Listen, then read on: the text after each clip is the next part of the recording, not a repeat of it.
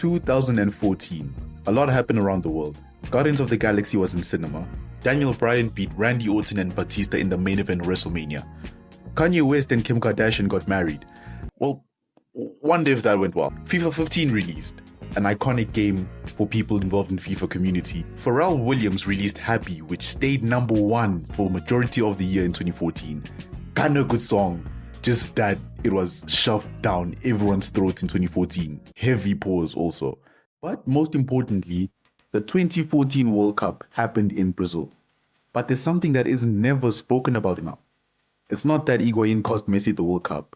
Not that Brazil got put in a spliff in 7 different ways by Germany. And it's not that Glenn Johnson and Ricky Lambert win the World Cup squad somehow. Even England fans are still confused by that. But it's the fact that Spain did really horribly at the World Cup. Spain came to Brazil with the intentions of winning the World Cup again. Of course, at the time being the European champions and also the world champions because of 2010 and also still the European champions because of 2008. Basically, these guys were really good at the time. They were #1 in the FIFA rankings and also finished first in the World Cup qualifying group, I think with France also, scoring 14 goals and conceding 3. Already, that was impressive stats going into the World Cup. Since Euro 2012, these guys only lost twice to major nations, being Brazil and the major nation, South Africa. Bernard Parker scoring that goal, by the way. Flex the stats even more. Spain only lost a total of 7 times from the start of the 2010 World Cup until the start of the 2014 World Cup. Just say that Spain were heavy favorites to win this World Cup. But what happened? What was the problem that led to them performing really bad at the World Cup? Well, that's what we're here to discuss in this video today. If you're new around here, like the video, make sure you subscribe after that, and let's get into this one.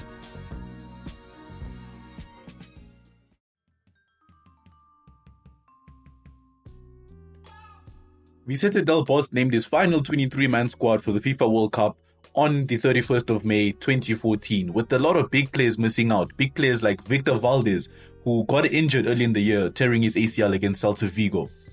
But other big players like Dani Carvajal, Thiago Alcantara, Jesus Navas, and even Fernando Llorente missing out on the team. But again, Spain were already prepared to go into this World Cup, seeing that they have one of the best midfields in the world. So it wasn't really a problem for them. But there are a few key players for them going into the World Cup. Those players being David Villa, who got 15 goals and 5 assists for Atletico Madrid that season. Diego Costa got 36 goals and 4 assists for Atletico Madrid that season. And Koke, someone who impressed me a lot, got 7 goals and 18 assists for Atletico Madrid that season. They won La Liga and were also UCL finalists. But don't count out Pedro, someone who got 19 goals and 13 assists for Barcelona that season, though trophyless. Other than that, Pedro still managed to stand out with Messi being in the team. So that's really important for Spain going into the World Cup. If only it was that easy though. I'm not feeling it.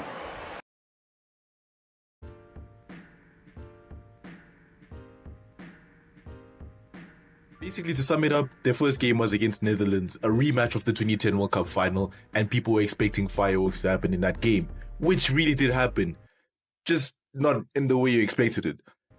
Spain named a really strong 11 with, of course, Xavi, Iniesta and Busquets starting in that game, with people like Xavi Alonso and Diego Costa starting up front.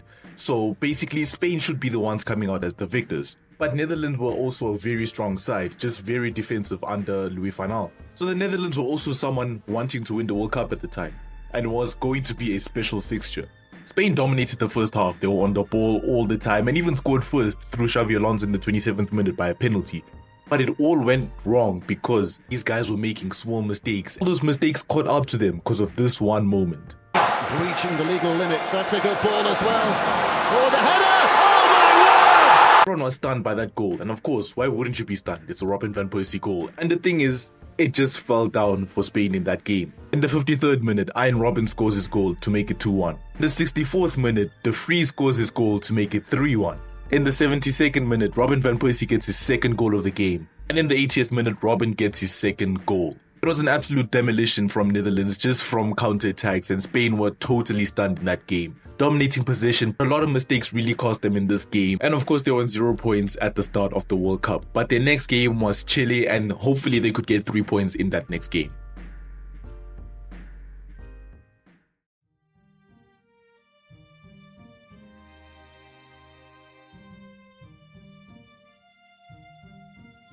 Spain had a major chance to redeem themselves against Chile. Del Bosque named two big changes to his starting 11, taking out Piqué and adding Javi Martinez at centre-back, while shockingly taking out Xavi for Pedro in the starting 11, which was also surprisingly Xavi's last ever game played for Spain. With that big change, it meant that Xabi Alonso had to move back into the midfield after playing right wing in the first game. Del Bosque made big changes to the starting 11, and did that affect how they played in this game though? I can't do this. Let me just say that Spain weren't prepared to play against Chile.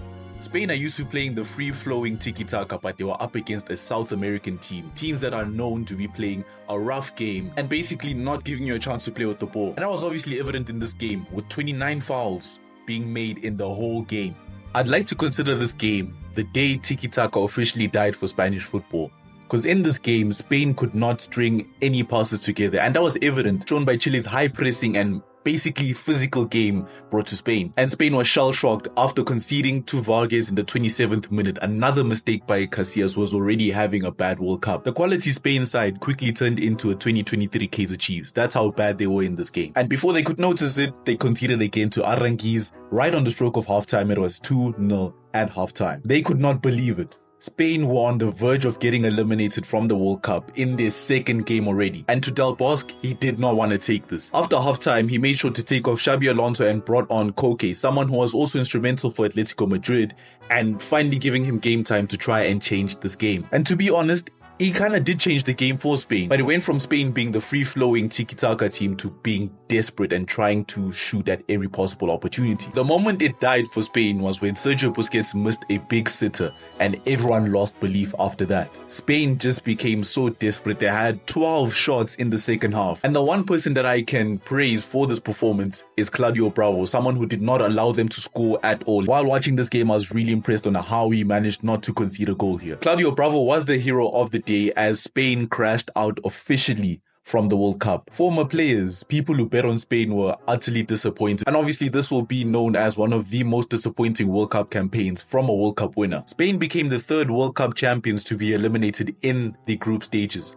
This streak could not be broken until France in 2022 when they reached the final. Spain were of course disappointed, but they still had one more game until the end of the World Cup for them.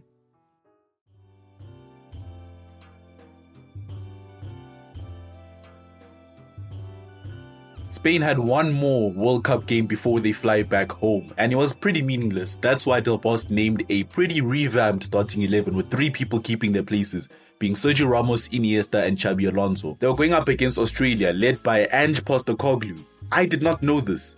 He coached at the 2014 World Cup. That is honestly crazy. And this game was just really a formality. Spain winning 3-0. David Villa getting his last goal for Spain in his last appearance, as well as Fernando Torres scoring in the 69th minute also. Juan Mata getting his first appearance and scoring in his first appearance at the World Cup for Spain. And from there, it was over for Spain at the World Cup. It was an interesting game to watch, free-flowing, and basically Spain playing their tiki-taka again. But again, it was very meaningless as Spain ended the World Cup on 4 points, scoring 4 goals in the process. An horrific World Cup campaign for Spain, and hopefully it went well for them in the future.